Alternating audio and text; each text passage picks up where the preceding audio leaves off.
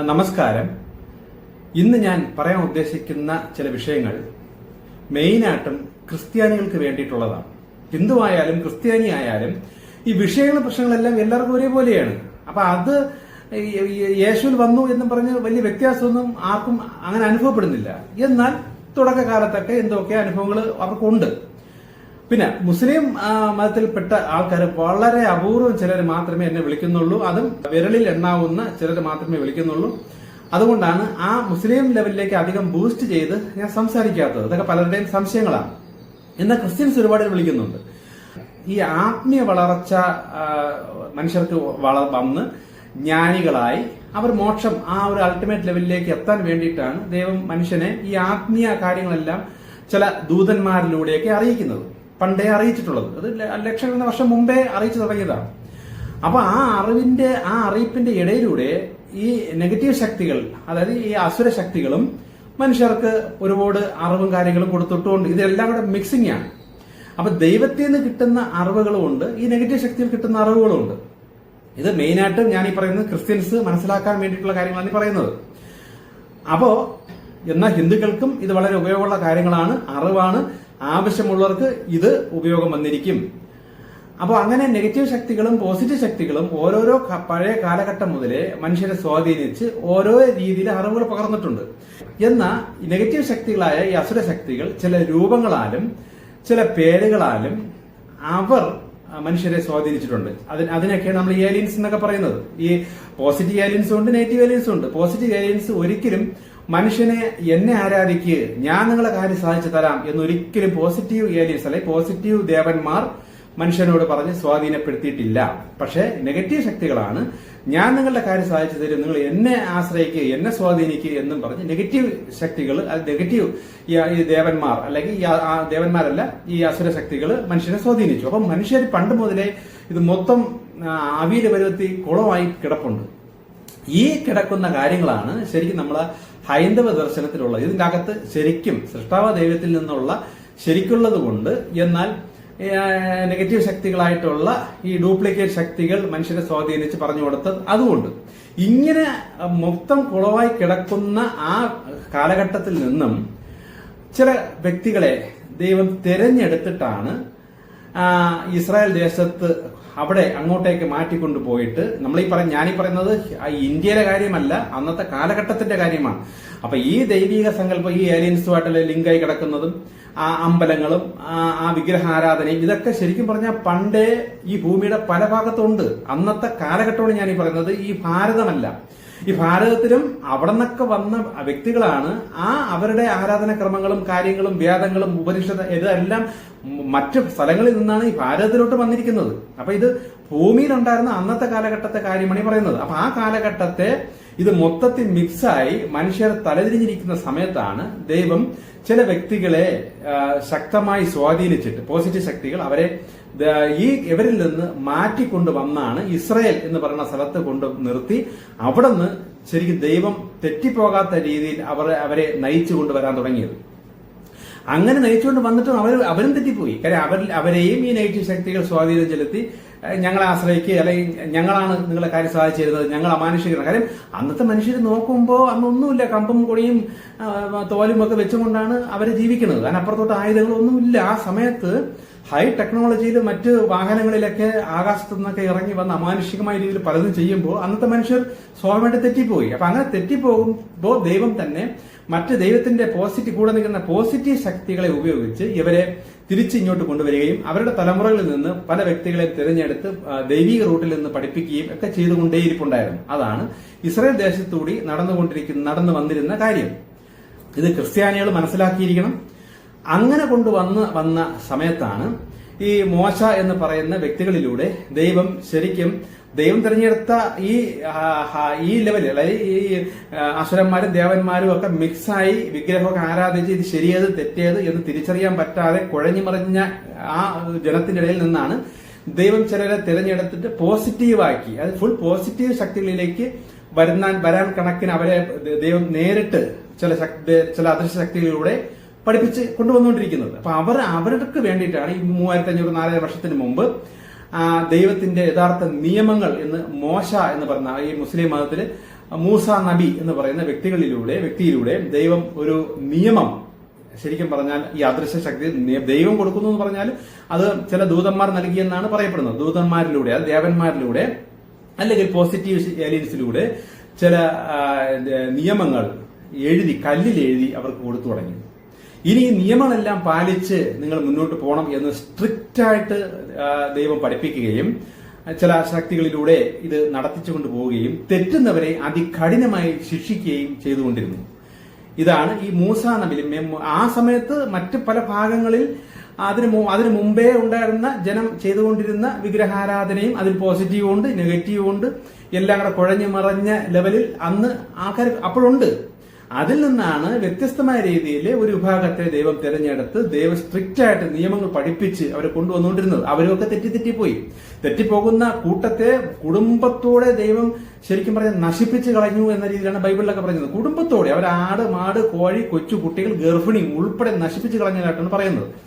അപ്പൊ അങ്ങനെ സ്ട്രിക്റ്റ് ആയിട്ട് ചെയ്യിപ്പിച്ച് വരുമ്പോൾ ശരിക്കും ജനങ്ങൾക്ക് മൊത്തത്തിൽ ഈ ദൈവം എന്ന് പറയുമ്പോഴേ ഒരു പേടിയും ആകപ്പാടെ ഒരു വല്ലാത്ത അവസ്ഥയിലായി. കാര്യം വെച്ചാൽ തെറ്റിയോ കടുത്ത ശിക്ഷ, എന്നാൽ തെറ്റുകയും ചെയ്യണം. കാരണം മറ്റു നെഗറ്റീവ് ശക്തികൾ പ്രലോഭനം ഉണ്ടല്ലോ, മനസ്സിലൂടെയും അല്ലാതെയൊക്കെ പ്രലോഭിച്ച് തെറ്റിക്കുകയും ചെയ്യും. തെറ്റിപ്പോയാലോ കഠിന ശിക്ഷയും. ഇങ്ങനെ വന്നുകൊണ്ടിരുന്ന സമയത്ത് ദൈവം വെച്ചിരിക്കുന്ന പുരോഹിത വർഗ്ഗങ്ങൾ, അതായത് അന്നത്തെ അമ്പലത്തിലെ പുരോഹിതന്മാർ, ഇവിടുത്തെ അതേ രീതി ഹൈന്ദവത്തിൽ ഉണ്ടായിരുന്ന ദൈവത്തിന്റെ പഴയ നിയമത്തിൽപ്പെട്ട അതേ രീതി തന്നെയാണ് അപ്പോഴും നടന്നുകൊണ്ടിരുന്നത്. പക്ഷെ മനുഷ്യരെ വേർതിരിച്ച് മാറ്റിയിട്ട് ഫുൾ പോസിറ്റീവ് ആക്കിക്കൊണ്ടിരിക്കുന്നു എന്നേ ഉള്ളൂ. രീതിയൊക്കെ സെയിം രീതി. പൂജാരിയുണ്ട്, പൂജകളുണ്ട്, ഹോമങ്ങളുണ്ട്, ഗുരുതിയുണ്ട്, പിന്നെ ബാക്കിയുള്ള സകലമാന പരിപാടികളെല്ലാം ഒരേപോലെയാണ്.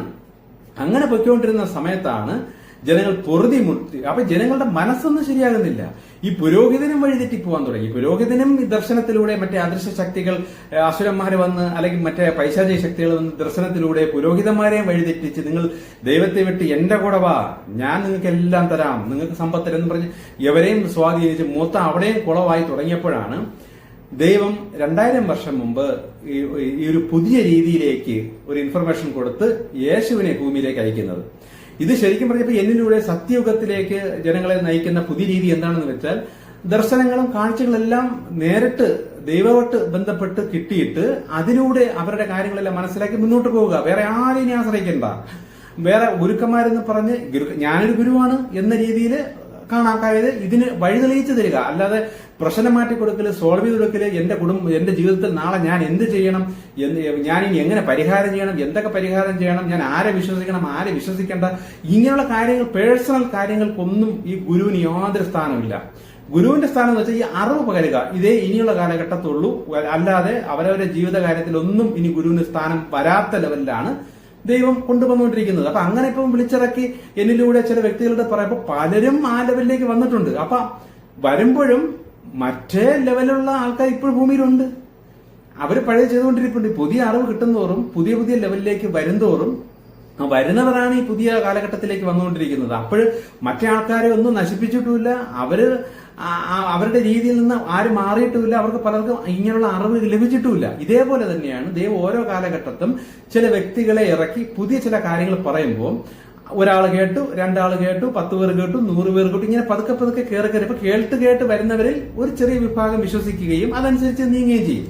ഇങ്ങനെയാണ് ഈ എബ്രഹാം എന്നൊക്കെ പറയുന്ന ആ കാലഘട്ടത്ത് ഈ മറ്റ് വിഗ്രഹാരാധകർ ആ ലെവലിൽ നിൽക്കുന്ന മൊത്തം തെറ്റിക്കിടക്കുന്ന വ്യക്തികളുടെ ഇടയിൽ നിന്ന് ഒരു കുടുംബത്തെ വിളിച്ചിറക്കി അടുത്ത കൊണ്ടുവന്നാണ് മൂസ നബിയിലൂടെ അത് പെർഫെക്റ്റ് നിയമങ്ങളാക്കി. അപ്പൊ അതിനും ലക്ഷക്കണക്കിന് വർഷം മുമ്പേ ഭൂമിയിൽ ജനങ്ങളുണ്ട്, ആൾക്കാരൊക്കെ ഉണ്ട്, കുറെ കാലഘട്ടങ്ങളുണ്ട്. ഇതൊന്നും ബൈബിളിൽ ഡീറ്റെയിൽ ആയിട്ട് പറയുന്നില്ല. അതുകൊണ്ടാണ് ഈ 6000 വർഷമേ ആയിട്ടുള്ളൂ മനുഷ്യൻ ജനിച്ചിട്ട് എന്ന് പറയുന്നതിന്റെ മെയിൻ കാരണം ദൈവം പറഞ്ഞു കൊടുക്കുന്നതും അല്ല, അവർക്ക് അറിയാവുന്ന കാര്യങ്ങളെ അവർക്ക് അറിയാവൂ. ഇപ്പം 6000 വർഷം മുമ്പ് ഒരു കൂട്ടത്തിന്റെ ഇടയിൽ നിന്ന് ഒരു ആദമിനെയും ഔവ്വ എന്ന രീതിയിൽ ഒരു ആണിനെയും പെണ്ണിനെയൊക്കെ ദൈവം തിരഞ്ഞെടുത്ത് കൊണ്ടുവന്ന് ഇതിന്റെ കഥകൾ ഞാൻ പിന്നെ അടുത്തതിൽ പറഞ്ഞുതരാം.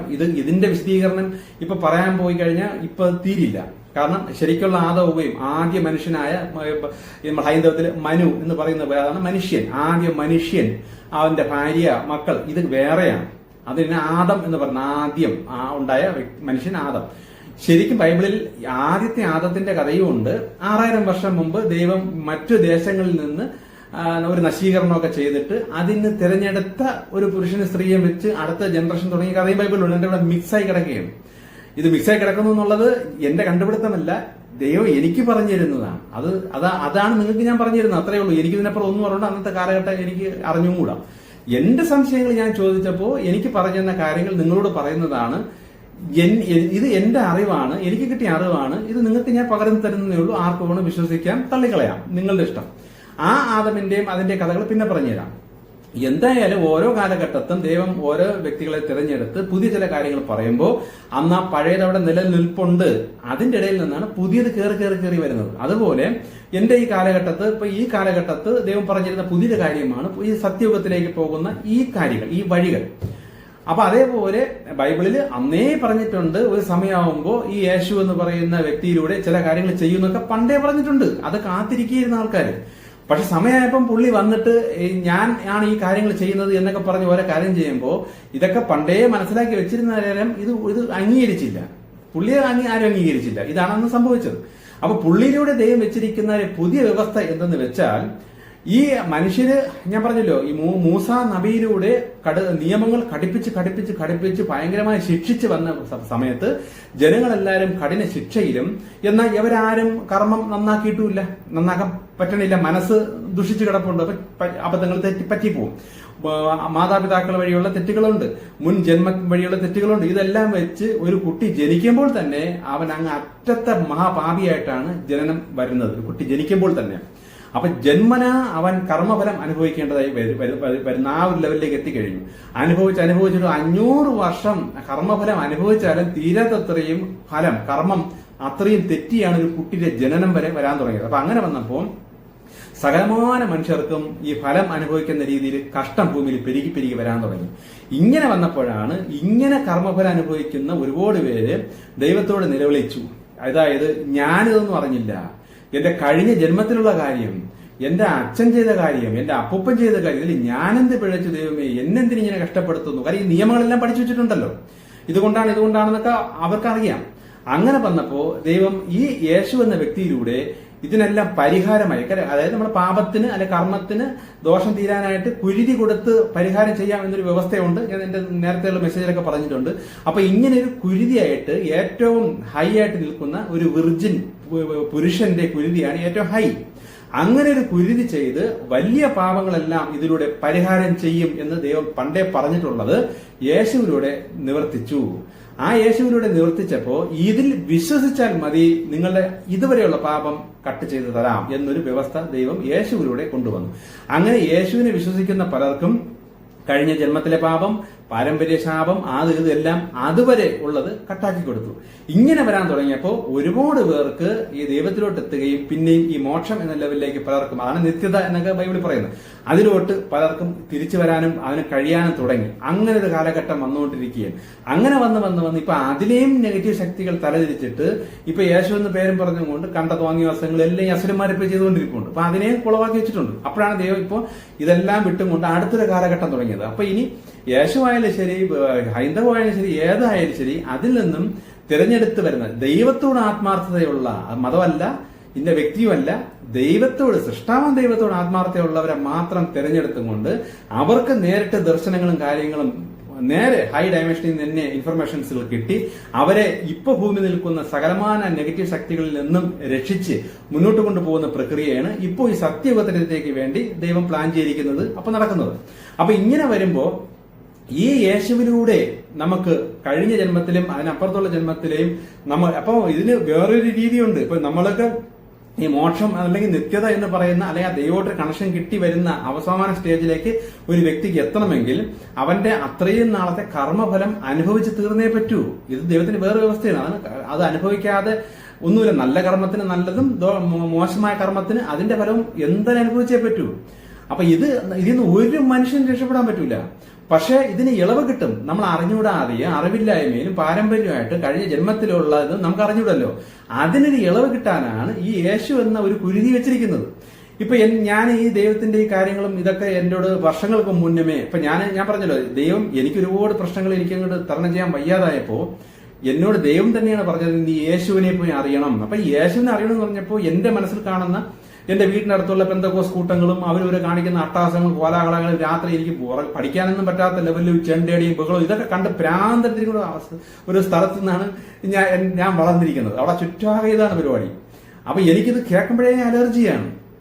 പക്ഷേ ദൈവം എന്റെ അടുത്ത് പറഞ്ഞപ്പോ എനിക്ക് മനസ്സോടെയാണ് ഇങ്ങനെ ഒരു പരിപാടി, ഈ യേശുവിന്റെ പറയാ ഞാൻ ഇനി പോണോ എന്ന് ചോദിച്ചാൽ ദൈവം നീ യേശുവിനെ അറിയണം, നീ ഇവരെയല്ല അറിയേണ്ടത്, യേശുവിനെ അറിയണം. അങ്ങനെ അറിഞ്ഞപ്പോഴാണ് ഇങ്ങനെയുള്ള കാര്യങ്ങളെല്ലാം എനിക്ക് സംശയമായിട്ട് രീതിയിൽ ഞാൻ ദൈവത്തോട് ചോദിച്ചത്. ദൈവം ഇത് ഇങ്ങനെയൊക്കെയാണല്ലോ പറയുന്നത്, അല്ലെ ബൈബിളിൽ ഇങ്ങനെ എഴുതിയിരിക്കുന്നല്ലോ. അപ്പൊ ദൈവം പറഞ്ഞു തന്ന ഈ കാര്യങ്ങളാണ് ഞാൻ നിങ്ങൾക്ക് ഇപ്പൊ പറഞ്ഞു തരുന്നത്. അപ്പൊ ഈ യേശുവിനോടുള്ള ഒരു പദ്ധതി എന്ന് പറയുന്നത് ഈ കുരുതിയിൽ വിശ്വസിച്ചാൽ നമ്മൾ അതുവരെയുള്ള പാപം അല്ലെങ്കിൽ ആ കർമ്മം നമുക്ക് ഫലം അനുഭവിക്കേണ്ട. അപ്പൊ എനിക്ക് പല രീതിയിലും എന്റെ പല കാര്യത്തിലും ഈ യേശുവിൽ വിശ്വസിച്ചത് കൊണ്ട് എനിക്ക് അത്രയും കർമ്മഫലം അനുഭവിക്കാതെ ഞാൻ രക്ഷപ്പെട്ട പല സിറ്റുവേഷൻസിലുണ്ട്. അത് എന്റെ അനുഭവമാണ്. പക്ഷെ ഇത് അനുഭവിച്ച് തീർന്നാലും നിങ്ങൾക്ക് ദൈവമായിട്ട് കണക്ഷൻ കിട്ടും. അപ്പം നമ്മളെ ദൈവത്തിന്റെ പഴയ നിയമപ്രകാരം അനുഭവിച്ച് കർമ്മഫലം തീർത്താണ് ദൈവമായിട്ട് കണക്ഷൻ കിട്ടേണ്ടത്. ഇതൊക്കെയാണ് മോശയുടെ നിയമത്തിൽപ്പെട്ടാണ് കൈ വെട്ടിക്കളയില്, കണ്ണ് ചൂടുനിർത്തിക്കളയില്, ഇന്ന പാപം ചെയ്തു കഴിഞ്ഞാൽ അവനെ കാല് വെട്ടിക്കളയില്, അവന്റെ ചാട്ട വാറിട്ട് 101 അടി 201 അടി എന്നൊക്കെ പറഞ്ഞ് ആടിച്ച് മുതുകൊക്കെ പൊട്ടിച്ച് ഇത് കർമ്മഫലം തീർക്കണമെന്ന്. ആ പാപത്തിന്റെ ഫലം അനുഭവിച്ച് തീർക്കണം. അങ്ങനെ തീർന്നാൽ ആ വ്യക്തിക്ക് മോക്ഷം അല്ലെന്നുണ്ടെങ്കിൽ നിത്യത കിട്ടും.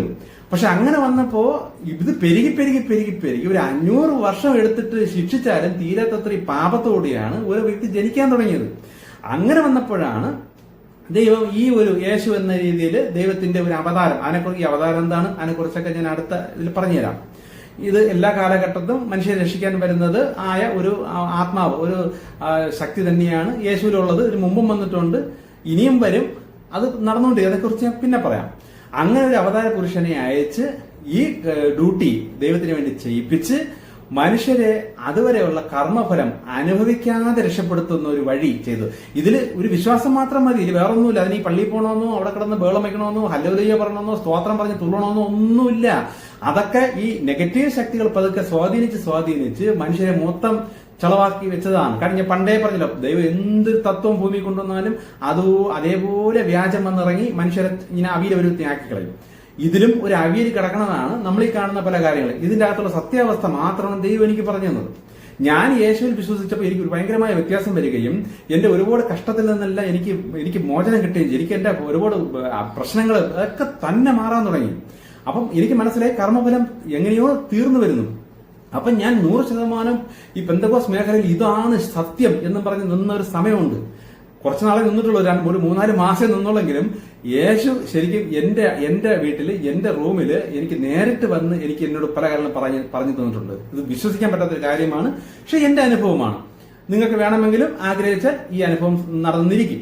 അങ്ങനെ വന്ന് സംസാരിച്ചതിന് ശേഷമാണ് ഞാൻ ഈ ക്രിസ്തീയ മേഖലയിലുള്ള പോക്ക് മതിയാക്കിയത്.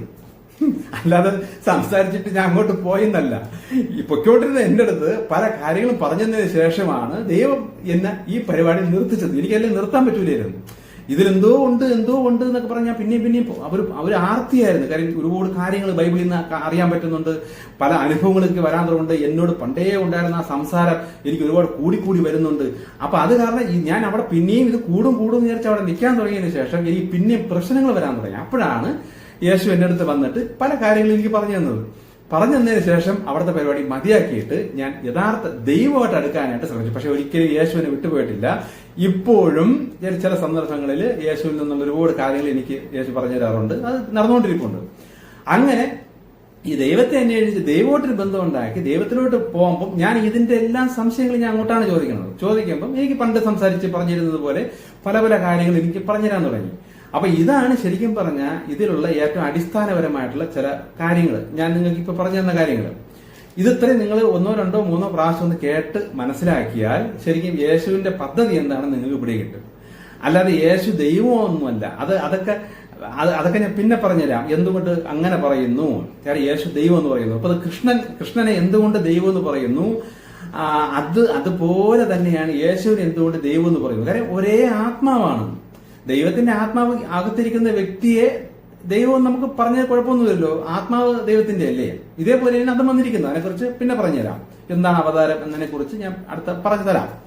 അപ്പൊ ഇതാണ് വ്യവസ്ഥ.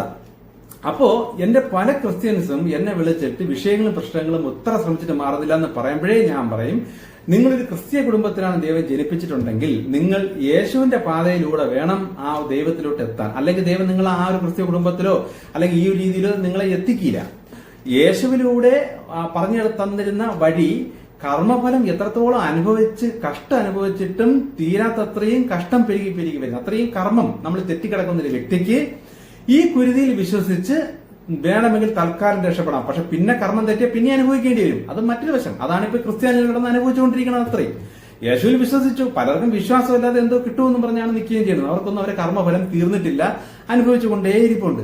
യഥാർത്ഥത്തിൽ ആ കുരുതിയിൽ വിശ്വസിക്കുന്നവർക്ക് കർമ്മഫലം ഇളവ് ചെയ്യുകയും അതിനുള്ള അനുഭവം കിട്ടുകയും ചെയ്തു. പക്ഷേ പിന്നെയും അവരുടെ പഴയപടി തെറ്റി ജീവിക്കാൻ തുടങ്ങിയത് കൊണ്ട് പിന്നെയും കർമ്മഫലം അവർ തന്നെ അനുഭവിക്കേണ്ടതായിട്ട് വരുന്നുണ്ട്. അതാണ് നിങ്ങൾക്കുള്ള കഷ്ടം എന്ന് ഞാൻ ഈ വിളിക്കുന്നവരടുത്തൊക്കെ പറയാറുണ്ട്. പലരും വിളിച്ച് ചോദിക്കുമ്പോൾ ഇതൊക്കെ പറഞ്ഞു കൊടുക്കുന്നതുകൊണ്ടാണ് ഇപ്പൊ ഞാൻ കോമൺ ആയിട്ട് ഒരു മെസ്സേജ് ആയിട്ട് നിങ്ങൾക്ക് പറഞ്ഞു തരുന്നത്. അപ്പൊ യേശുവിൽ വന്നെന്നും പറഞ്ഞ് നിങ്ങൾക്ക് പ്രത്യേകിച്ച് ഗുണം വരുന്ന ഒരൊറ്റ കാര്യം, കഴിഞ്ഞ ജന്മത്തിലും മാതാപിതാക്കൾ വഴി വന്നതും നിങ്ങളുടെ അറിവില്ലായ്മയിൽ വന്ന എന്തെങ്കിലും തെറ്റായ കർമ്മത്തിന്റെ പ്രായച്ചിത്തം ഈ കുരുതിയിലൂടെ ദൈവം മാറ്റിത്തരും. ആ കുരുതി കൊടുത്ത് നിങ്ങൾ വിശ്വസിച്ചാൽ മതി, വിശ്വാസത്തിലൂടെ മാറി. പക്ഷേ ഇപ്പോഴും നിങ്ങൾ ദൈവത്തിന്റെ വ്യവസ്ഥ തിരിച്ചറിയാതെ നിങ്ങൾക്ക് ഇഷ്ടമുള്ള രീതിയിലോ നിങ്ങളുടെ മാതാപിതാക്കൾ പറയുന്നത് പോലെയോ അയൽവക്കക്കാരൻ ജീവിക്കുന്നത് പോലെയോ അല്ലെങ്കിൽ ക്രിസ്തീയ മതത്തിൽ പറയുന്നത് പോലെയോ മതക്കാർ പഠിപ്പിക്കുന്നത് പോലെയോ നിങ്ങൾ ജീവിച്ചുകൊണ്ടിരുന്നാൽ നിങ്ങളുടെ കർമ്മത്തിന്റെ ഫലം, നിങ്ങളുടെ കർമ്മം പിന്നെയും തെറ്റുകയും അതിന്റെ ഫലങ്ങളെല്ലാം ഇപ്പോൾ തന്നെ അനുഭവിച്ച് തീർക്കേണ്ടതായിട്ട് വരികയും ചെയ്യുന്നുണ്ട്. അതുകൊണ്ടാണ് നിങ്ങൾക്ക് ഇപ്പോഴും കഷ്ടം. ഒരു ഹിന്ദുവായിട്ടൊരു വ്യക്തി ജനിപ്പിച്ചതേ ഒരു ഹൈന്ദവ കുടുംബത്തിലാണെങ്കിൽ ആ ദർശനത്തിലൂടെ ദൈവോട്ട് എത്താൻ വേണ്ടിയിട്ട് തന്നെയാണ് ജനിപ്പിച്ചിരിക്കുന്നത്.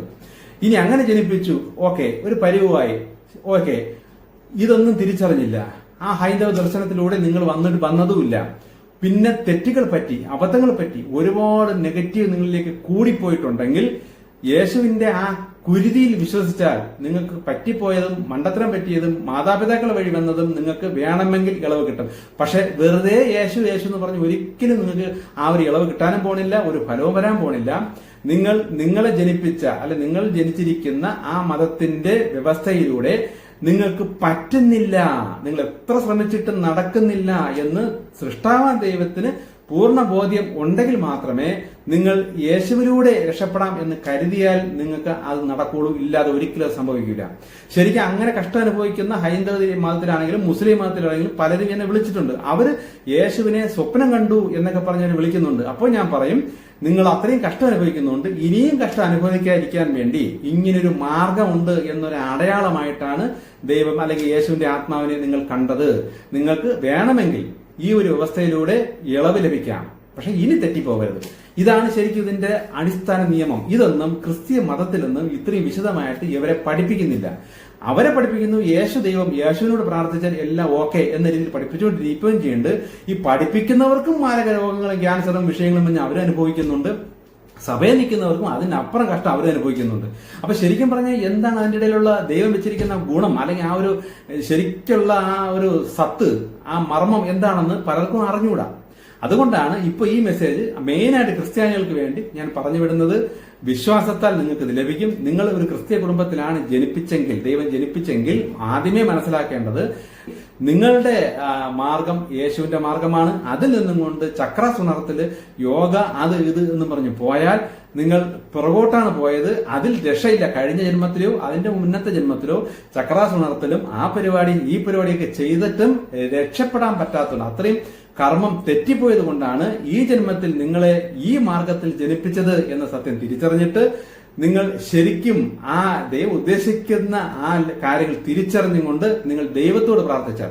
അപ്പോൾ എൻ്റെ പലരും ചോദിക്കാറുണ്ട്, അങ്ങനെയെങ്കിൽ എങ്ങനെ ഞങ്ങൾ പ്രാർത്ഥിക്കണം?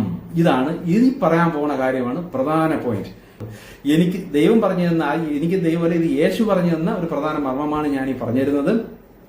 ബൈബിളിൽ പറയുന്നുണ്ട്, യേശു പറയുന്നുണ്ട്, എന്റെ നാമത്തിൽ നിങ്ങൾ പിതാവിനോട് ചോദിക്കുന്നതെല്ലാം അല്ലെങ്കിൽ എന്റെ നാമത്തിൽ നിങ്ങൾ ദൈവത്തോട് ചോദിക്കുന്നതെല്ലാം നിങ്ങൾക്ക് ലഭിക്കും എന്ന് പറയുന്നുണ്ട്. ഇനി യേശു തന്നെ പറയുന്നുണ്ട്, വെറുതെ പ്രാർത്ഥിച്ചിട്ട് കാര്യമില്ല, പിതാവിന്റെ ഇഷ്ടം അനുസരിച്ച് ജീവിക്കുന്നവനെ കാര്യങ്ങൾ സാധിക്കുകയുള്ളെന്നും യേശു വേറെ പറയുന്നുണ്ട്. അത് രണ്ടാമത്തെ കാര്യം. എന്തായാലും എന്റെ നാമത്തിൽ നിങ്ങൾ പ്രാർത്ഥിച്ചാൽ പിതാവിനോട് ദൈവത്തോട് ചോദിച്ചാൽ നിങ്ങൾക്ക് ലഭിക്കും എന്ന് പറയുന്നു. അത് വെച്ചിട്ടാണ് ഈ പെന്തക്കോസ്ത് മേഖലയിലാണെങ്കിലും മറ്റേ ക്രിസ്ത്യ മേഖലയിലാണെങ്കിലും യേശുവിന്റെ നാമത്തിൽ യേശുവിന്റെ നാമത്തിൽ യേശുവിന്റെ നാമത്തിൽ എന്ന് പറഞ്ഞ് പ്രാർത്ഥിക്കുന്നത്. യഥാർത്ഥത്തിൽ അത് അങ്ങനെയല്ല. ഇത് ഞാൻ നിങ്ങൾക്ക് പറഞ്ഞുതരാം. അതായത് നിങ്ങളുടെ വീട്ടില് നിങ്ങൾക്ക് 2 മക്കളുണ്ടെന്ന് വെച്ചാൽ ഒരു മോനുണ്ടെന്ന് വെച്ചോ. ആ മോനൊരു സുഹൃത്തുണ്ട്, അല്ലെങ്കിൽ ആ മോനൊരു നല്ലൊരു പരിചയക്കാരനുണ്ട്. അപ്പൊ ആ പരിചയക്കാരൻ വന്ന് നിങ്ങളോട് ചോദിക്കുകയാണ്, നിങ്ങളുടെ കയ്യിലിരിക്കുന്ന ഒരു ബുക്ക്, നല്ലൊരു കഥ ബുക്ക് അല്ലെങ്കിൽ നല്ലൊരു എന്തോ ഒരു നോവല്, ഇത് ആ സുഹൃത്ത് വന്ന് നിങ്ങളോട് നേരിട്ട് വന്ന് ആ ബുക്ക് വായിക്കാൻ തരുമോ എന്ന് ചോദിച്ചാൽ നിങ്ങൾ ഒന്ന് മടിക്കും, തിരിച്ചു കിട്ടിയില്ലെങ്കിലോ അല്ലെങ്കിൽ അവൻ. പക്ഷെ ഒരു പരിചയമില്ലാത്ത ഒരു ആളാണ്. എന്നാൽ അവൻ വന്ന് ചോദിക്കുകയാണ്, ഞാൻ നിങ്ങളുടെ മകന്റെ ഫ്രണ്ടാണ്, ഞങ്ങൾ ഒന്നിച്ച് കളിച്ച് സ്കൂളിൽ കളിച്ച് വളരുന്ന ഫ്രണ്ട്സാണ്, ഞങ്ങൾ ഫ്രണ്ട്സാണ്. അപ്പം അവന്റെ ഫ്രണ്ട് ആണ് ഞാൻ എന്ന രീതിയിൽ ഈ വ്യക്തി നിങ്ങളോട് ചോദിച്ചാൽ, എന്റെ മോന്റെ ഫ്രണ്ട് അല്ലേ അവൻ എന്ന് വിചാരിച്ചുകൊണ്ട് നിങ്ങൾ അത് പെട്ടെന്ന് കൊടുക്കും. ഇതുപോലെ തന്നെയാണ് യേശു പറയുന്നത്, എന്റെ നാമത്തിൽ നിങ്ങൾ പിതാവിനോട് ചോദിക്കുക എന്ന് പറഞ്ഞാൽ, നിങ്ങൾ പ്രാർത്ഥിക്കുമ്പോൾ നിങ്ങൾ ദൈവത്തോട് പറയണം, ദൈവമേ ഞാൻ യേശുവിന്റെ ആളാണ്, അതുകൊണ്ട് ഈ കുരുതി ഞാൻ വിശ്വസിച്ച് എന്റെ പാപങ്ങളെല്ലാം മോചിപ്പിച്ചിട്ട് എനിക്ക് എന്റെ ഈ പ്രശ്നം ഒന്ന് മാറ്റിത്തരണമേ എന്ന് ദൈവത്തോട് പ്രാർത്ഥിക്കണം. ഇതാണ് യേശു പറഞ്ഞത്, നിങ്ങൾ എന്റെ നാമത്തിൽ പിതാവിനോട് പ്രാർത്ഥിക്കുക എന്ന് പറഞ്ഞത്. ഒന്നുകൂടെ പറഞ്ഞുതരാം. ദൈവമേ, പ്രാർത്ഥന ആരുടെ അടുത്താണ്? യേശു തന്നെ പറഞ്ഞിട്ടുണ്ട്, യേശുവിന്റെ അടുത്ത് പ്രാർത്ഥിക്കരുത്, കർത്താവെ കർത്താവെ എന്ന് വിളിച്ച് എന്റെ അടുത്ത് പറഞ്ഞിട്ട് എന്നെ പ്രാർത്ഥിച്ചിട്ട് ഒരു കാര്യമില്ലെന്ന് യേശു പഠിപ്പിച്ചിട്ടുണ്ട്. യേശു പഠിപ്പിച്ചു, പിതാവായ ദൈവത്തോട് നിങ്ങൾ പ്രാർത്ഥിക്കണം, എന്റെ പേരിൽ നിങ്ങൾ ചോദിച്ചാൽ ലഭിക്കും. അതായത് നിങ്ങൾ നേരിട്ട് ചോദിച്ചാൽ കിട്ടാൻ ഇത്തിരി പാടാം. കാരണം നിങ്ങൾ നേരിട്ട് ചോദിച്ചാൽ കഴിഞ്ഞ ജന്മത്തിന്റെ കർമ്മം ഫലം അനുഭവിച്ച് തീരാൻ കിടപ്പുണ്ട്, അത് നിങ്ങളുടെ പാരമ്പര്യത്തിന്റെ കിടപ്പുണ്ട്, നീ അറിവില്ലായ്മ പറ്റിയ തെറ്റുകൾ നിന്റെ കിടപ്പുണ്ട്. ഇതെല്ലാം കിടക്കുന്നത് കാരണം ദൈവമായിട്ടൊരു കണക്ഷൻ നിനക്ക് കിട്ടൂല. കാരണം ഇത്രയും കർമ്മഫലം അനുഭവിച്ച് തീരാതെ നിനക്ക് ദൈവത്തോടൊരു കണക്ഷൻ വരൂല. പക്ഷേ കുരുതിയായ നിന്റെ പാപപരിഹാരത്തിന് കുരുതിയായ എന്നെ നിനക്കറിയാം, നീ എന്റെ ആളാണ് എന്നും പറഞ്ഞ് നീ പിതാവിനോട് ചോദിച്ചാൽ, പിതാവ് നോക്കുമ്പോൾ ഇടയ്ക്കൊരു കുരുതി നടന്നിട്ടുണ്ട്, നിനക്ക് നിന്റെ ഈ കാര്യം നിനക്ക് പെട്ടെന്ന് പിതാവ് ചെയ്തു തരും. കാര്യം അത്രയും പാപം അവിടെ കട്ടായി പോയി, അത് പെട്ടെന്ന് കാര്യം കിട്ടും. ഇതാണ് ഇതിന്റെ പിന്നിലെ തിയറി. ഇത് എനിക്ക് യേശു പറഞ്ഞെന്ന കാര്യമാണ്. ദൈവത്തിന്റെ പറഞ്ഞിട്ടുണ്ട്, ഞാൻ ദൈവത്തിന്റെ ഈ കാര്യങ്ങൾ ഇതൊക്കെ പറയുമ്പോൾ എന്നെ ഏറ്റവും കൂടുതൽ എതിർക്കുന്നത് ഈ പെന്തക്കോസ്ത് മേഖലയിലുള്ളവരായിരിക്കും. അത് കഴിഞ്ഞിട്ട് ക്രിസ്ത്യൻ മേഖലയിലുള്ളത് അവർ കുറച്ചുകൂടെ. പക്ഷേ ഈ പെന്തക്കോസ്ത് മേഖലയിലുള്ളവരാണ് ദൈവത്തിൽ നിന്ന് ചില അനുഭവങ്ങളും കാര്യങ്ങളും ശക്തിയും പവറും ഇതൊക്കെ ഒന്ന് അനുഭവിച്ചിട്ട് ആകെ ഒരു മായയിൽ നിൽക്കുന്നത്. പക്ഷെ ഈ അനുഭവപ്പെട്ട പലതും ദൈവത്തിൻ്റെതുണ്ട്, അതേപോലെ ആന്റി ക്രൈസ്റ്റിൻ്റെതും ഉണ്ട്. അത് നിങ്ങൾക്ക് ഇപ്പൊ തിരിച്ചറിയാൻ പറ്റൂല. ഇപ്പോ ക്രിസ്തീയ സഭകൾക്കുള്ളിൽ ന്യായവിധിയും ശിക്ഷയൊക്കെ ദൈവം ആരംഭിച്ചിട്ടുണ്ട്. ഇനി അങ്ങോട്ടങ്ങോട്ടേ നിങ്ങൾക്ക് ഈ കാര്യങ്ങളൊക്കെ മനസ്സിലാവുള്ളൂ. അതിലുള്ള ആ സഭയ്ക്കകത്ത് ചെയ്തുകൊണ്ടിരിക്കുന്ന ഈ നെഗറ്റീവ് ശക്തികളെല്ലാം ദൈവം ഒരു വശത്ത് പൂട്ടി മാറ്റി ബ്ലോക്ക് ചെയ്ത് നശിപ്പിച്ച് മാറ്റിയാലേ നിങ്ങൾക്ക് ശരിക്കും പറഞ്ഞാൽ നമുക്ക് ഇത്രയും നാളും നമ്മൾ അനുഭവപ്പെട്ടുകൊണ്ടിരുന്നത് ദൈവത്തിൻ്റെതാണോ പൈശാചിക ശക്തികളുടെയാണോ തിരിച്ചറിയാൻ പറ്റുള്ളൂ. അപ്പൊ അത് നമുക്ക് വെയിറ്റ് ചെയ്യാം, അല്ലാതെ തിരിച്ചറിയാൻ പറ്റില്ല. ഒരുപാട് ക്രിസ്ത്യൻസ് എന്നെ വളരെ വിഷമിച്ച് വളരെ ദുഃഖമായിട്ട് ആത്മഹത്യാ ലെവലിൽ വരെ നിന്നുകൊണ്ട് പലരും എന്നെ വിളിച്ചിട്ടുണ്ട്, ഇപ്പോഴും പലരും വിളിക്കുന്നുണ്ട്. അപ്പൊ അവർക്കൊക്കെ വേണ്ടിയിട്ടാണ് ഈ പറയുന്നത്. മെയിനായിട്ട് യേശു പറഞ്ഞു തന്ന ഈ പ്രാർത്ഥന, ഇത് നിങ്ങൾക്ക് ഞാൻ പറഞ്ഞിരുന്നു. ഇത് ആര് വിശ്വസിച്ച് നിങ്ങൾ അങ്ങനെ പ്രാർത്ഥിച്ചാലും, നിങ്ങൾ ആ കുരുതിയിൽ വിശ്വസിച്ച് നിങ്ങൾ അങ്ങനെ ചെയ്താൽ നിങ്ങൾക്ക് അതിലുള്ള ഇളവ് കിട്ടും. അല്ലാതെ വെറുതെ യേശുവിനെ പ്രാർത്ഥിച്ച് നടന്നാൽ ഫലം വരൂല. യേശുവിന്റെ പേരും പറഞ്ഞ് യേശുവിനെ അറിയാം, ആ കുരുതിയിൽ ഞാൻ വിശ്വസിക്കുന്നു, അതിന്റെ ഇളവ് തരണേ എന്നും പറഞ്ഞ് പിതാവിനോട് വേണം പ്രാർത്ഥിക്കാം. പിതാവാണ്, അല്ലെങ്കിൽ യേശു പറഞ്ഞ ദൈവം, പിതാവാം ദൈവമാണ് നിങ്ങൾക്ക് ഇളവ് ചെയ്ത് തരേണ്ടത്. ഇത് മനസ്സിലാക്കിക്കൊണ്ട് മുന്നോട്ട് പോവുക. ബാക്കി ചില കാര്യങ്ങളൊക്കെ അടുത്തതിൽ.